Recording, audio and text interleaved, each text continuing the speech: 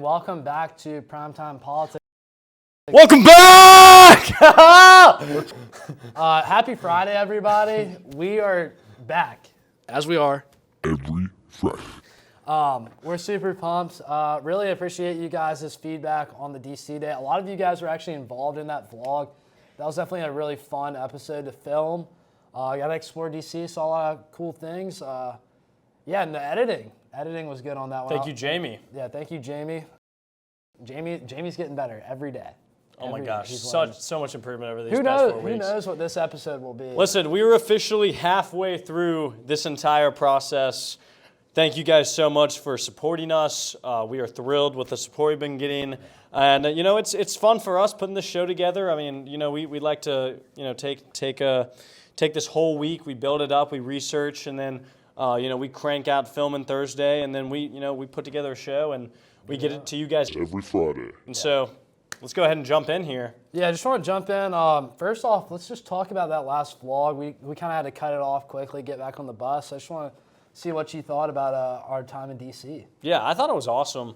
I mean, we started the day off at the monuments. I'd never been to the Jefferson Memorial. It's a beautiful Thought it was great. Really, I don't know if it's underrated. It's definitely underrated for me because I haven't gone. Yeah. Did get a chance to go. I thought it was great, beautiful, very clean. Honestly, I would put it above the Lincoln Memorial, which we also did hit after the FDR and MLK Memorial. If I had to rank them all, I'd put Jefferson, Lincoln, then probably FDR and MLK are tied. Washington? The Washington? Monument? Yeah, but we didn't really go there. Oh. So, it's always visible. So tall. A lot of theories right there. Could be a nuke. No, I mean, I thought the monuments were good. What about you? I really enjoyed the monuments. I'd been to the Jefferson on spring break, and I think in 8th grade, grandparents, parents, family, all there. We went at night, so it was kind of cool to see it during the day. Definitely a pretty one. Never been to FDR, MLK. Both those were cool, and then the Lincoln Memorial, always great to be there. I enjoyed the rest of the day. The museum, I'd never been there. Not necessarily my favorite. Didn't necessarily like the layout, but I mean, definitely a lot of interesting stuff in there. Yeah. I mean, well, it was the African American Museum. That cool design, definitely. I mean, the staircases are kind of all over the place. Top floor was definitely probably my favorite with the athletes, and just we saw Muhammad Ali's boxing gloves. That was in the vlog. Tiger Woods' shirt. We saw Michael Jordan's shoes. All good stuff. Earth, Wind, and Fire. But yeah, I mean, definitely not. I got to say, not my favorite museum. I've been to almost every Smithsonian. And it's not in my top 5. I gotta say, National Museum of History is very good. Dinosaurs, animals. The animal exhibits are phenomenal. Obviously, the American History Museum is my favorite. And then Air and Space, wonderful. Holocaust, we went there last year. That's a great museum. And so I don't think it makes it in that top 5, but maybe. In that top 10. Yeah, I mean, sure. I definitely thought it was cool. Probably not in my top 5 either. But pivoting to after that, I mean, I'm glad I went. Yeah, glad I went. Got it crossed off the list. Yeah, crossed off the list. I mean, not another many, Smithsonian not many down. Yeah. But after that, we went to an alumni networking event. I mean, you know us. We're big networkers. That's kind of our thing. Here's my LinkedIn. Yeah. I don't have one, but I'm making it. It's in the works. Connect with me. I really enjoyed that. It was cool. We talked to a lot of neat people, Woodbury grads. That was probably my highlight of the day. Definitely my highlight of the day. We talked to people working on the Hill, lobbyists. Yeah. Commander of a U.S. submarine. Oh my gosh. Great guy. Real estate guy. I talked to an environmental law investor, lawyer. I mean, Jack. All sorts of people there. It was really cool to connect with those guys, and we're looking. I mean, it's weird. We're about to graduate. Looking forward to joining that alumni base. Yeah, it's kind of weird. I mean, coming up soon. I think we're having a reunion weekend this weekend, so when this video is out, it'll be on. And it's kind of crazy. We have alumni dating back to 1951 coming this reunion weekend. Yeah, I mean that's nuts. 75 years. So yeah, we're about to enter that alumni world. That brotherhood. Totally different than the student world. Looking forward to that though. That'll be really good. Yeah. And thank you for Mr. Robertson for putting that on. That was great. Huge shout out. Shout out Mr. Robertson. Yeah. Pivoting from that, I mean, there were a couple things we missed. I mean, the Iran war still going on. Still raging. Yeah, still raging. I think President Trump this morning, Thursday morning, just ordered strikes on the blockade for the Strait of Hormuz. So concerning escalation of the war. Obviously, I'm not the biggest supporter of the war. Never have been, never will be. Unless we have a big significant change in which it's unavoidable, or Iran somehow develops a nuclear weapon. This year, after 30 years. They're very close. Iran could produce a nuclear weapon in a very short time. It could be a year, it could be within a few months. They have the wherewithal, the stored up, preserved knowledge to make a bomb very quickly if they wanted to do it. Iran is so dangerous. Weeks away from having the fissile material for an entire arsenal of nuclear bombs. They're very close. They're 6 months away from being about 90% of having the enriched uranium for an atom bomb. Iran is gearing up to produce 25 bombs, atomic bombs a year, 250 bombs in a decade. Ladies and gentlemen, time is running out. Iran will be capable of producing alone, without importing anything, nuclear bombs. I mean, But yeah, I mean, the U.S. actually seized an Iranian ship, and then Iran is continuing threatening that retaliation. Israel still attacking southern Lebanon. Feel like they're going to try and go into Lebanon and essentially use the same tactics they've been doing in Gaza City with Hezbollah, obviously in Lebanon, of course, in Gaza, Hamas in Gaza City. And so I feel like they could use that same tactics. And, I feel like what is going to be the stopping point? Like, when are we going to say, okay, enough is enough? Because we've seen Gaza City, and it's decimated. And so I feel like if they try and do that to Lebanon, southern Lebanon, there could be, high cause for concern. And the EU, the United States, the global nations will have to address this, because it can no longer be ignored. Yeah, I mean, definitely a lot has happened. I mean, we saw the strait be opened, and then ships got fired on, I believe, Indian ships, and then it got closed, and now there's a blockade. I mean, it's just really complicated. Even Vance in Pakistan. Yeah, I was about to pivot there. Vance headed over to Pakistan to try and, broker a deal and was not able to. Yeah, who knows? And if he did broker that deal, it would have skyrocketed his presidential chances. Great. I mean, unfortunately, it seems like the Iranians are not budging, even with Pakistan as a mediator. And of course, he brought Jared Kushner, the president's top senior advisor there. And so, it's still a major war. Obviously not a supporter, but high risk of global impacts. And I believe the Strait of Hormuz remains closed after that 2-week ceasefire. Impacting the oil, and it's going to be impacting the 2026 midterm elections. Speaking of the midterms, there was some big news here in Virginia, where we are filming right now. We're both from North Carolina, but go to school in Virginia. That congressional redistricting vote happened just on Tuesday. Yeah. And this was, 1.9 to 2.1. I mean, the Democrats only won by 200,000 votes, if I'm not mistaken. I have just to kind of break it down for you guys, gerrymandering, it's basically when you reapportion the congressional districts in a way that's unfair, leans and favors towards one party. We've seen it in a lot of states. Our state, North Carolina, North Carolina's done it. Now, there are, to make Texas a little clarification, in North Carolina, we shifted by about 1 seat. This change in Virginia is shifted by, I think, 3 or 4. Yeah, well, it's a 6-5 split right now. It's going Democrat potentially to a 10-1 advantage, which is just absurd, especially after this vote. Yeah. Now that we've seen it's extremely close. Could you give me the numbers on that, Neil? So the numbers are, there was 1,500,000 yes votes, and then 1,486,000 no votes. So very close. Now, less than 200, less than 100. Yes, less than 100,000 difference there. Now, what I want to point out is Spanberger ran kind of as a moderate, but there's been this sort of move in the Democratic Party to kind of fight fire with fire, I guess. So we've seen California do this, now Virginia. Of course, this is after Texas has done this, and now the Republicans are threatening to do this in Florida. Obviously, I think regardless of politics, this is something we don't agree with. I mean, if you look at this, 1.4 million people voted no. They're going to be represented by one district, and each district makes up about 700,000 people. So in the special election, over half the people who voted no aren't going to be represented. A 10-1 ratio in Virginia, which is historically been a pretty purple state. I mean, leaning Democratic lately, but still not 10-1.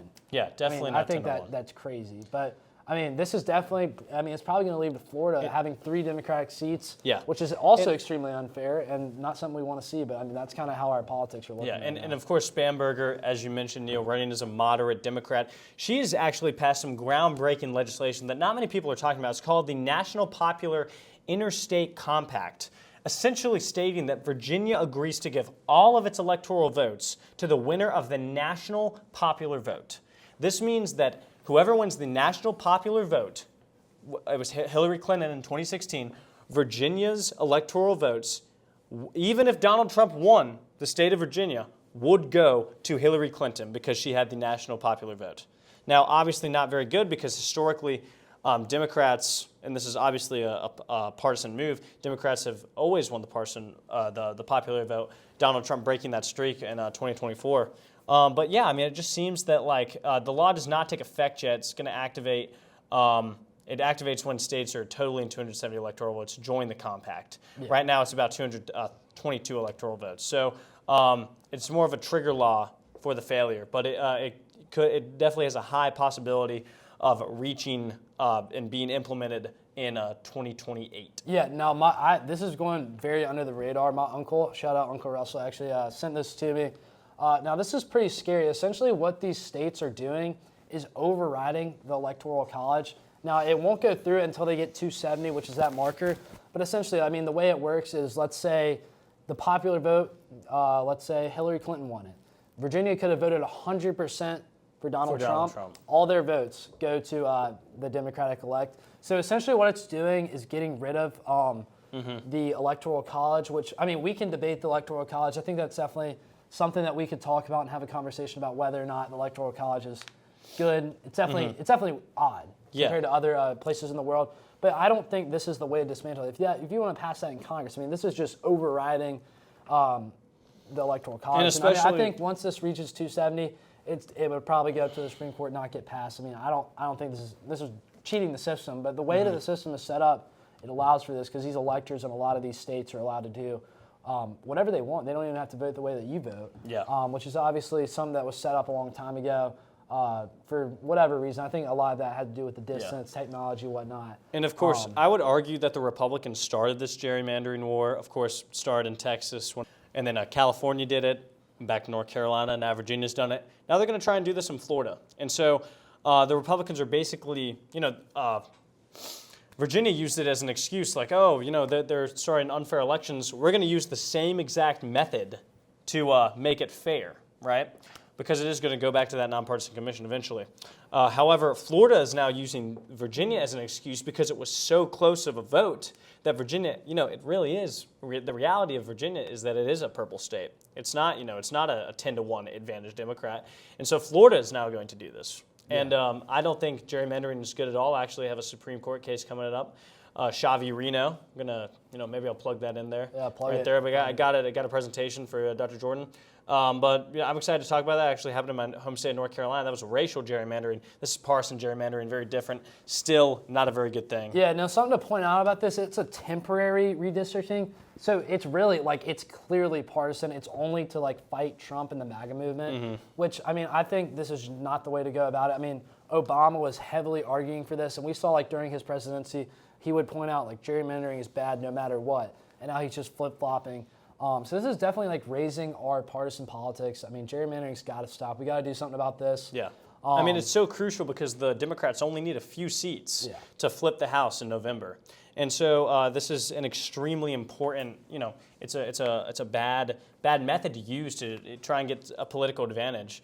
But it is a method, nonetheless, that they are using because it is so crucial that Republicans keep the House. Only need a few seats to flip the House, and so we're going to have to see what happens. Yeah, I mean, definitely. Spamberger ran on this moderate platform, and she's not looking very moderate. Especially on affordability, too. I think, gas prices are up, of course. That's because of the war, but I don't see any policies that she's passed that are going to make Virginia more affordable than any other state. Yeah, I don't know. I mean, definitely. I mean, for me, I'm not from Virginia, but living in Virginia, it's kind of not looking like she's delivering on her campaign promises. I think she's just the biggest disgrace this state has ever seen, quite honestly.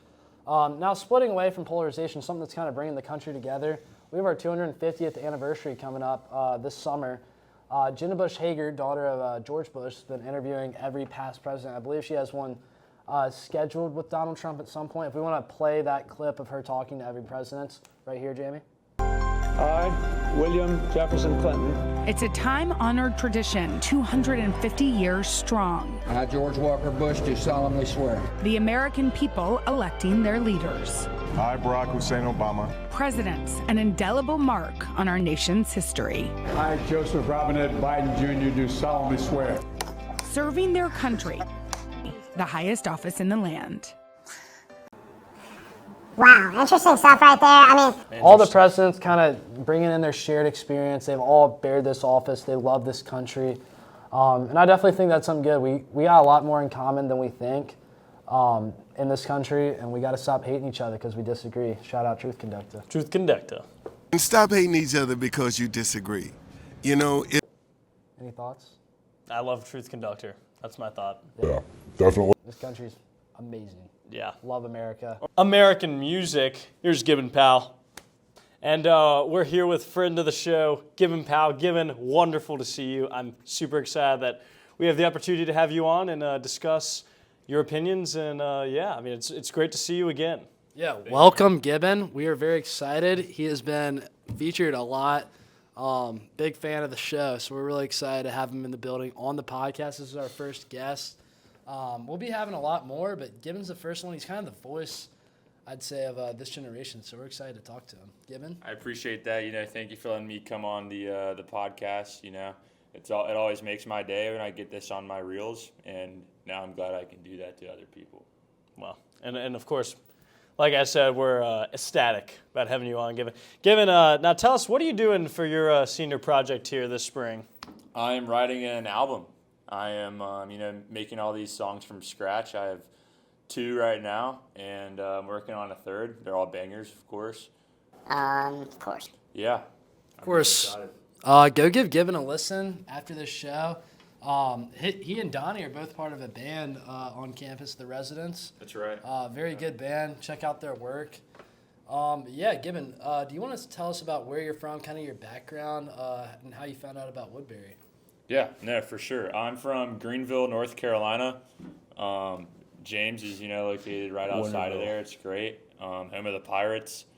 Found out about Woodbury. My uncle went here, and he loved it. So my older brother, then looked at Woodbury, and he came here. So I Shout out Fridge. Thought I'd tour. Yeah. Yeah, it's kind of how the story goes. I mean, yeah. Yeah, I mean, a lot of people, I feel like, had uncles, brothers. Time out. My uncle went to Woodbury as well. This is great. All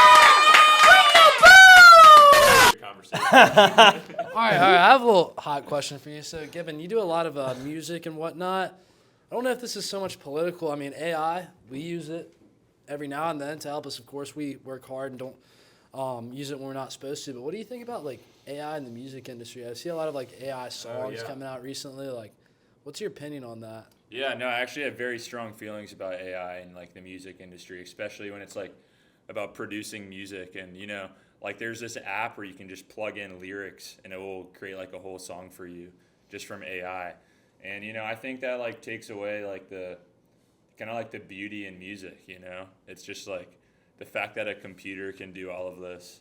And it's pretty frustrating myself. I mean, I spend all this time, trying to come up with a song, trying to come up with a melody or a guitar riff, and then the AI just does it with ease. And obviously it's not as good as my stuff, but it's still just and I feel like I'd be pretty ashamed if I released a song and it was AI and not my actual work. Yeah, definitely. I feel like there's a lot more value in not only music but in art in general if it's really coming from humans. I feel like it's kind of an expression of our humanness. When I've been to art museums, modern art, it doesn't really touch my soul. But when I go see these old paintings and portraits or hear music, especially music back in the day, I'm a big older music kind of guy. I really just feel like it talks to me more, and that's definitely something I feel like is kind of going downhill with technology. But it's definitely important to be like protecting our music, protecting our arts, protecting our culture. Yeah, I mean, I'd have to agree. I don't know if AI is that good or that bad. It's definitely revolutionizing a new form of technology that we're not really acute to know nowadays. You know, it's very hard to navigate. Of course, the markets are all up in the air, whether AI is going to revolutionize the industry, whether it's going to backfire. And of course, when it comes to music, I do feel like it takes away the human form, the poetry it's of the human it. form that I actually like. I think that's the biggest thing. You know, I think there's a lot of beauty in actually the mistakes that we make. Yeah. And like there's something about like finding it, you know, the melody or the riff, like as you make a song, that's just like, it's such a great feeling. I wouldn't want to pass that up for, you know, just me plugging in lyrics to a computer and it doing it all for me. Yeah, definitely. I feel like that humanness is kind of at the heart of it. Like AI, it can't really like create new ideas like we can, and music is really, it's made for us. Like robots don't really care. If it's made for us, I feel like we're gonna appreciate something a lot more that's made by humans. But I mean, on AI in general, I think there's definitely like some positives to it. It's great for like Google. Like I remember like 5-10 years ago, like if I want to look something up, I'd have a hard time. But now AI overview. AI overview's clutch. Amazing. I mean, I used to have to scroll all through the links and then try and find something, especially when Google just didn't come up with the search itself. Yeah, I mean, you're looking for something quick. It's definitely good for that, like expediting a lot of processes, like nitty-gritty stuff, which it could be negative. It replaces a lot of jobs. Definitely. I mean, I don't know. Well, listen, I think we should pivot more here to the music side of things. I really don't want to discuss AI that often or that much, to be quite frank with you guys. But listen, Gibbon, I don't think we've ever talked about this. I think it's quite an intriguing question, and I'm very surprised we haven't talked about this. But give me your top 5 bands in no specific top 5 order bands of all time. Okay, no specific order. Yeah, I feel like that'd be pretty hard. It would. Yeah, that would be really hard. Pink Floyd's definitely in my top 5. Okay. You know, David Gilmour's one of my favorite guitarists with the black Strat. It's Yep. iconic. Yep. If it counts, Stevie Ray Vaughan and Double Trouble, just like, that was amazing. Great music. Great music, yeah. It's just, you know, his technique, that's just so amazing. He like revolutionized the blues, I feel like, which is just, you know, really hard to do, and it's really cool. And you see all these people, you know, trying to really get a, you know, handle on his technique, but it's not really something you can do. Yeah. Another band in my top 5 is definitely Dire Straits. Oh, banger. Such a banger band. Mark Knopfler, you know, also a fantastic guitarist. Yeah, I mean, like, just amazing stuff.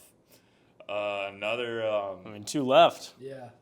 Look, there's 2 bands. There's a lot I'm thinking of right now. There are 2 bands I'm thinking of, and I'm just hoping you say them. Okay, well, well, don't influence them. Oh, of course not. It's up to him. Another one is okay. This might not be like. These are definitely my top 5, like for me. I'm not saying like these are like the greatest of all time. Yeah. Allman Brothers, definitely. Love the Allman Brothers. Yeah, they're fantastic. You know, and it's really cool to see their legacy. You know, staying in the music industry with like Susan Tedeschi and Derek Trucks. And, Love Tedeschi. Tedeschi Trucks band. So good. Those guys are great. And then, yeah, I guess like Leonard Skinner. Great band. Skinner. Love Skinner. And there are other great bands out there. You know, of course, like the Beatles. Yeah, you know, they're, like I love the Beatles. I just don't listen to them a lot. Yeah, that's low-key same for me. I don't listen. I am a big Beatles guy. Me but personally, I don't listen to them like daily. You know what I mean? Me, I would have definitely probably had the Beatles in my top 5. We can do our top 5 after this, but 2 bands I thought you were gonna say, especially, you know, coming from Woodbury, is Widespread Panic and Grateful Dead. Yeah, like, you know, that's definitely a stereotype for Woodbury guys. You know, Grateful Dead and Widespread. Love both of those bands. I definitely like Grateful Dead more. Widespread I've seen live a few times, and it's a great experience. But you know, do you think they're better performers? They're fantastic performers, yeah. And like better than the Dead though. No. I mean, I don't think they're better than Grateful Dead, personally. Yeah, something with both of those bands, like I enjoy Grateful Dead music, but the culture, I feel like people at Woodbury like don't really like the music. They're just trying to like seem cool.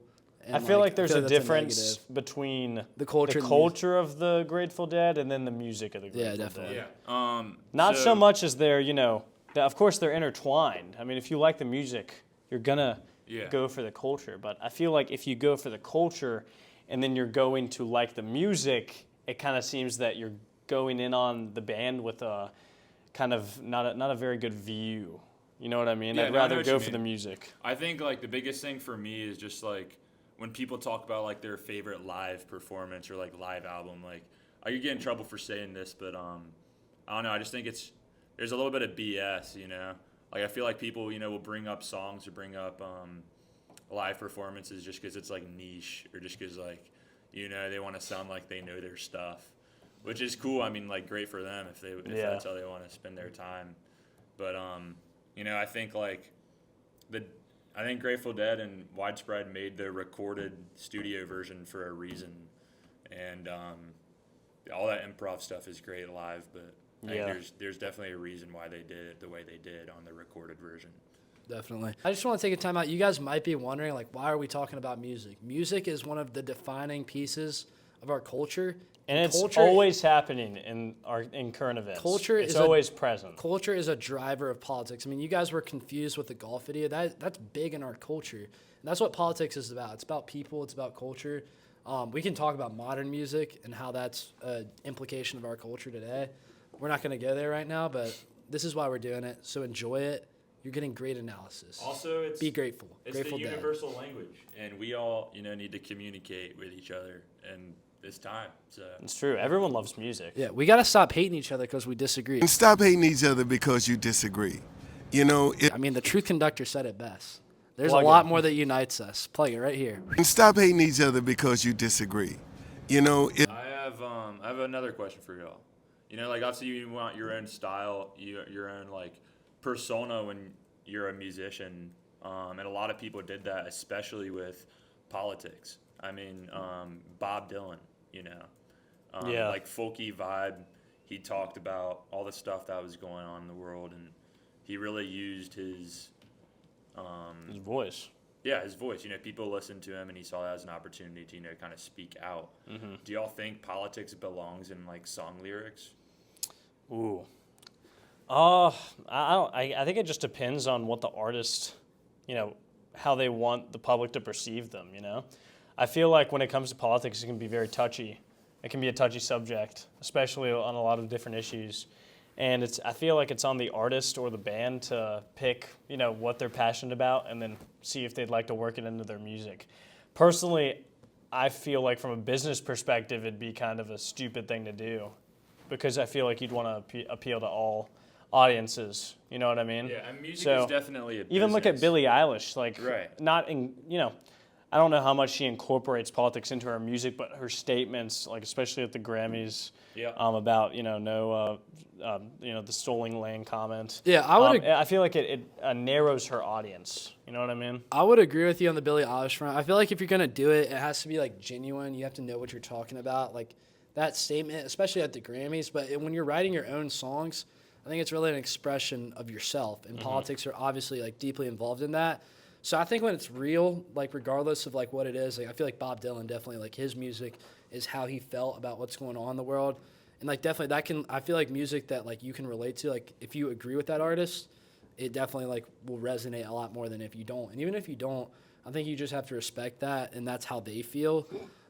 Yeah, I feel like that's a great question, Gibbon. Definitely, but I mean that also comes back to like what James said, like will it narrow, the amount of their listeners? Will it affect like the money that they're getting? And then it comes back to the artist, like, do I not say this because this is how they truly feel because it might, deter people from listening to me. Yeah, yes. So, I mean, it's just like you can either use your platform as, something that you can, like if you really want to say things, or you can use it as a way to get money. And I mean, I think that says a lot. Hashtag get money. Yeah, get money. Yeah, look, that was a really good conversation. I feel like I kind of want to switch gears here and talk about Woodbury a little bit. Now, we've all been, Neil, you've been here 3 years. Gibbon and I have been here all 4 years. we're coming to a close, like 1 month left. Do you have any, you think about any reflections over the past 4 years? What would you change about Woodbury? What could have made the experience better, as a student who's about to graduate and go off to college? So, we all had these senior meetings recently with Dr. Halsey, and he asked us the same questions, like what would we do differently? Yeah. And like I had some things going in my mind, and then Lawrence Morrison was also in my group. Shout out Lawrence Morrison. He said something that actually really resonated with me. Like, he believes everything like happens for a reason, and I agree. Like, obviously, like, we made mistakes, but like all that is the reason why we are who we are today. We always talk about like Woodbury. There's a lot of character development that goes on, and I think that definitely happens. Like, a lot of people are just nothing like they were freshman year because of like either mistakes they made or like stuff people would usually say like they regret. I think I think that stuff's like good, even though you might regret it. It's still like all learning experiences. Yeah, definitely. I mean, when I was asked that question, I was definitely thinking about it like, oh, all these things, like looking back now, like I would have done different. Like I would have worked harder. I would have like talked more my sophomore year. Looking back, like I wouldn't change it because, I mean, at the end of the day, whether you would or wouldn't, you can't change the past, so you kind of got to live with that. Yeah. And I think you just got to adapt, and at the same time, like you learn from those things, and I wouldn't be the same person I am. I'm sure none of us would if we could change the past. 100%.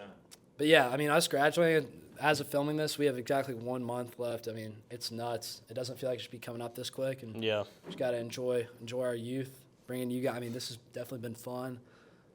Way to spend our time here last trimester at Woodbury. Politics are important and whatnot, but the real world. This is what it's really about. It's what it's really about. Just talking with your friends. And that's what we're doing here. That's what we do every Friday. Well, I think that wraps up our segment with Gibbon here. Gibbon, thank you so much for coming on the pod. Thank you for having me. This Absolute has been great. pleasure. Yeah. Appreciate it, Gibbon. I mean, always a pleasure. Biggest fan, not biggest fan, sorry. Friend of the show. Friend of the show. Big contributor here. And we really appreciate Gibbon and all of you guys who've been supporting us. If you would like to be featured on the show, feel free to DM us or comment on YouTube or email us or come find us. Email us at Primetime Politics. Come with what you're wanting to talk about. Definitely be something you're educated on. Like with Gibbon here, we enjoyed talking about that music aspect. That's definitely something he's passionate about. So if there's something you're passionate about, feel free. We'll be sending out an application. It's very stringent. We're very picky, so not everyone will get on the show. You have to be special. Thank you. I feel special. Thank you, Gibbon. All right, we're going to cut back to the rest of the episode. Enjoy. Hope you guys enjoyed that. Definitely. Yeah, I mean, this country for me means a lot. I mean, I could go on and on, get into my family history and all that, but I won't go there. But this country's amazing. Yeah. Love America. Or used to be, at least. Yeah, there's definitely some work to do. I'm definitely worried for the future, but we're going to do something about it here at Primetime. Primetime Think Tank dropping soon. Primetime Think Tank, next episode. Yeah. Stay tuned. Next episode, we were talking about this in our Gov class. We got into like kind of a not heated, but fiery discussion about kind of our thoughts about the world. I mean, not heated, but fiery. Yeah. Will you shut up, man? Listen, who is on your list? Oh, all right. You know what I mean. Like it wasn't. There was no hate involved. It was just like a passionate. Yes. Passion-driven. Sorry. About like what we think is going wrong with this country and what we can do to fix it. I mean, yeah. Unfortunately, a lot of it happens to be amending the Constitution, which we're going to break down for you next Friday. Yeah. I mean, so stay look, tuned. Like the Truth Conductor said, it's up to our generation to change it, and we're going to try and do that. We might have some guests on from our Gov class, but that's definitely going to be like very interesting to talk about. We have a lot of ideas, and that's going to be great. And it's going to be great. So we're looking forward to that. You guys should tune in next Friday. Thank you again. This is a bit of a shorter episode. We hope you enjoyed that Gibbon piece. Gibbon segment was awesome. We're going to have to do that with some guys in our Gov class for that, Yeah. I think. Thank you guys for watching, and as always, Tucker, I want you. boom shakalaka, boom shakalaka, boom. Boom shakalaka, boom shakalaka, boom shakalaka, boom shakalaka. Wanna hold you down.